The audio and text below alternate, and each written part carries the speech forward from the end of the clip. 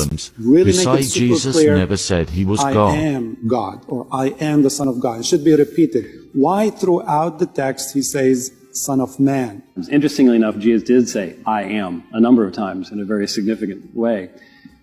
He used the term I am in the way that it's used in the Old Testament of Yahweh.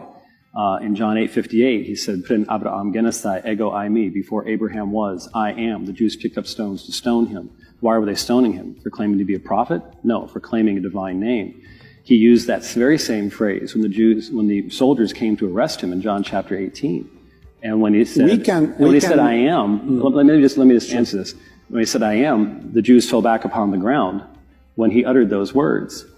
And in John 13:19, he quoted directly from Isaiah 43:10, where God identifies himself as the I am of himself. He did, in fact, accept worship.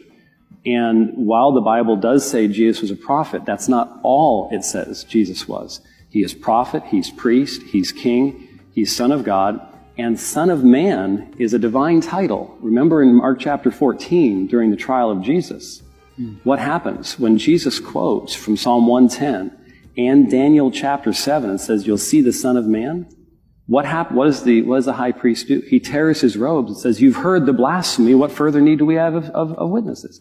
Why? Because when you go to Daniel chapter 7, the Son of Man is worshipped in the highest form of worship. He's a divine person there in Daniel chapter 7. And Jesus made application directly to himself. And so it's not that we're denying that Jesus was a prophet. We believe that he was a prophet. He was just much more than a prophet. We're not taking a simple man and exalting him and going into excess. Jesus is described as God numerous times by his followers. Titus 2:13, 2 Peter 1:1.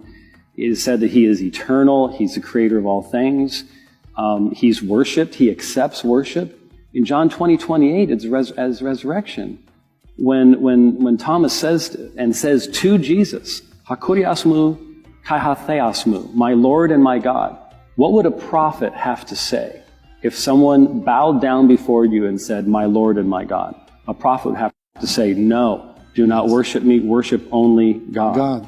Jesus' response is, because you've seen me, have you believed, Thomas? Blessed are those who, having not seen, have believed. He accepted Thomas's acclamation of him as Lord and God as a statement